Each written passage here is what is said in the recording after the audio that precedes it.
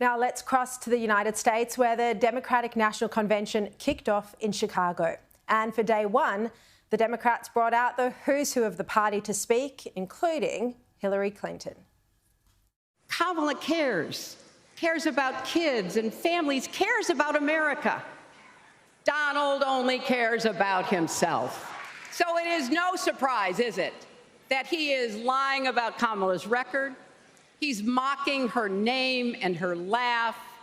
Sounds familiar. But we have him on the run now. And eyes were also on Joe Biden, who was trying to salvage his own legacy just as much as he was speaking about Kamala. COVID no longer controls our lives. We've gone from economic crisis to the strongest economy in the entire world. Record 16 million new jobs. Record small business growth. Record high stock market, record high 401ks. Wages up, inflation down, way down, and continuing to go down. He can talk up the US economy all he wants, but the truth is there are concerns about a recession. Well, let's bring in now former US Acting Attorney General Matthew Whitaker. Thank you. Great to see you again. Look, what were your main takeouts from the first day of this convention?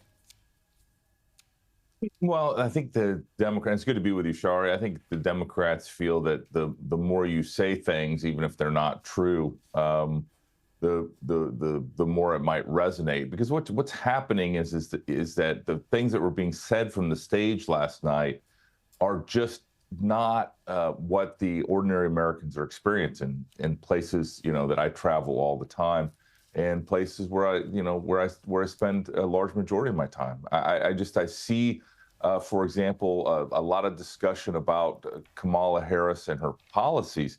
She hasn't announced any policies except price controls, which is kind of a failed socialist idea that ultimately has never worked, and it's a cover up for when overspending by the government inflates the goods and services that people use on an everyday basis. So I think this was a way for them to get some of those folks on the stage and then off the stage. I think you're going to see much more messaging about policy, I hope. But at the same time, Kamala Harris hasn't really announced any policies except price controls at this point. Well, it seems to be that the Democrats are running a campaign mostly based on personality, not policy, as you say, because the attacks on Trump came thick and fast. He was called a loser, a plague on the American conscience, a scab, even chants saying lock him up. So perhaps we are headed for, what do you think, a campaign that's more based on personality, on attacking Trump personally, rather than on key policy planks? Yeah.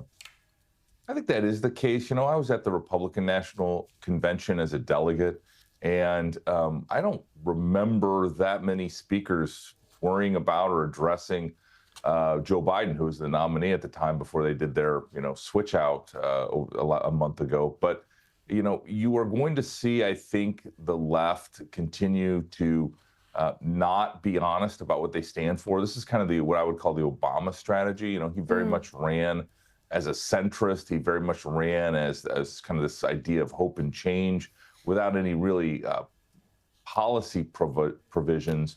And I think that's what they're trying to do with Kamala Harris, is not allow her to talk about what she would do and her policies, at least based on how she ran in 2020 and what her core philosophies are as a California liberal. I think you're going to see her want to be very much a left-wing radical in her policy approach. Yeah, well, speaking of left-wing radicals, we saw AOC up there endorsing Kamala, which should have many people worried.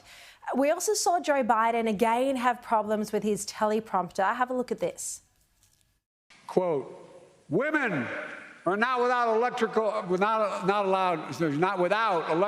electoral or political power.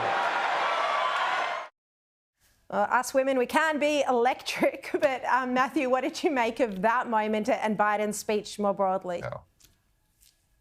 Well, you see again, he's trying as hard as he can, and I think that's kind of his biggest undoing and why he's not their nominee and why this isn't a convention about Joe Biden is I think, he did not instill confidence that he even understood what he was talking about. I mean, but, at the same time, I think the American people are really wanting authentic. You see, for example, Donald Trump stand up and do press conferences and take questions from a hostile press that is, not in favor of him being elected. And then at the same time, you see Kamala Harris and Joe Biden and really all of these politicians speak from teleprompters with remarks that they didn't even write themselves about policies and about ideas and issues that they don't even know what they stand for. So, but yet she could still win. It is very much a stark contrast.